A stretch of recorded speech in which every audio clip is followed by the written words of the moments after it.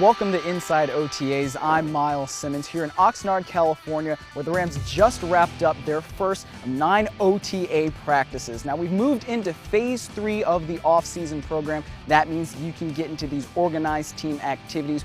What that is basically a practice. Guys finally get to compete with each other on the field at the same time. The first way that really translated today was in the one-on-one session. So that means you've got running backs going up against linebackers trying to go catch a pass. You also got wide receivers going up against cornerbacks going out and trying to catch passes. Those are the times where guys are going to really compete. They're trying to make a name for themselves, make a good impression on their coaches. So hey, if you're at the end of the roster, maybe you get a spot on this team. But I know you guys want to hear about Jared Goff, and yes, he did have a good first day, made some passes in both the team drill and then after actually in the 7-on-7 work that the rookies were able to do. I've been really impressed, really from the start with Goff on just his pocket presence and his footwork. Those are the kinds of things where even though quarterbacks aren't getting hit at this point in practice, when you just look at those kinds of things, even in the team drill, even though he's not getting hit, guys are still going past him. He's still stepping up in the pocket and he's still delivering an accurate ball. Those are the kinds of things that you're going to be able to see from him, not just in these OTAs, but as we get into training camp and then of course in the regular season as the games begin. So that's all we've got for you here inside OTAs. Be sure to stay tuned to therams.com as Danny Kleppinger has exclusive one-on-ones with both head coach Jeff Fisher and linebacker Alec Ogletree.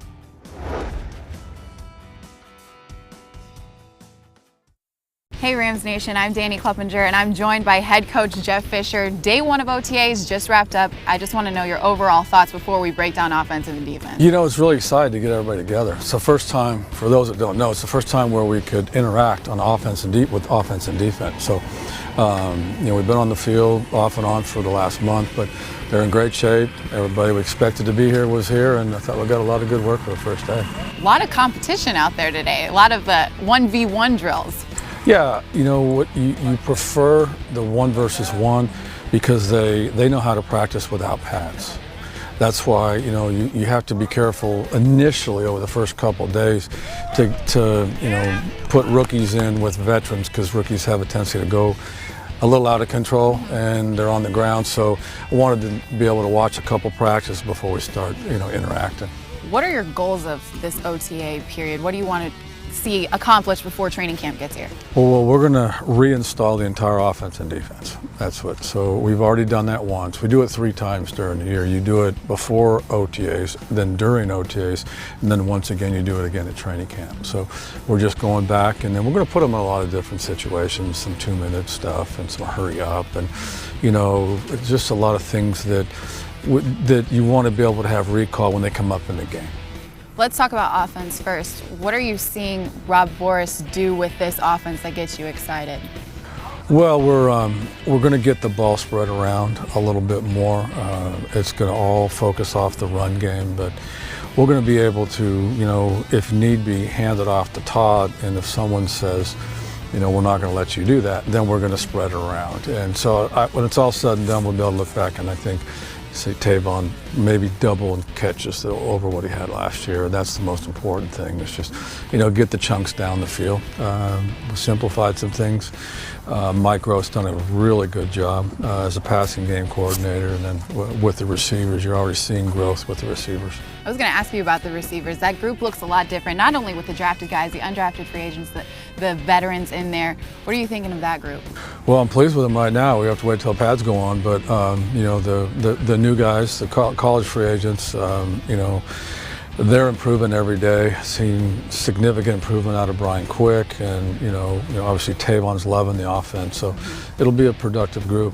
Let's talk about quarterbacks. You said this entire offseason going into OTAs, Case Keenum was your starter. That was the case here today. Case got about close to 60–70% of the reps today. How are you fostering that friendly competition in that room right now?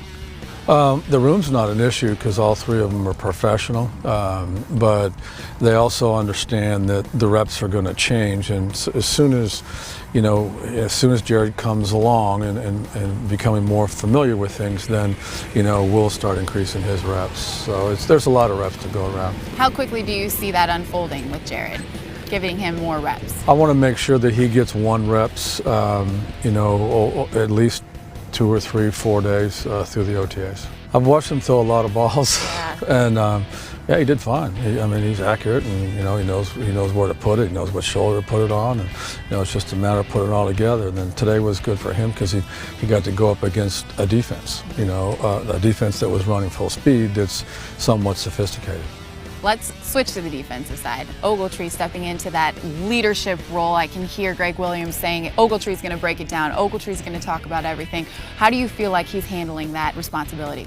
I saw that out of him at the end of the season last year, and then his commitment that he made really when the season was over. He was in the building every day, and so that's not going to be a problem for him. It's something that's much needed on our defense, and he'll handle it.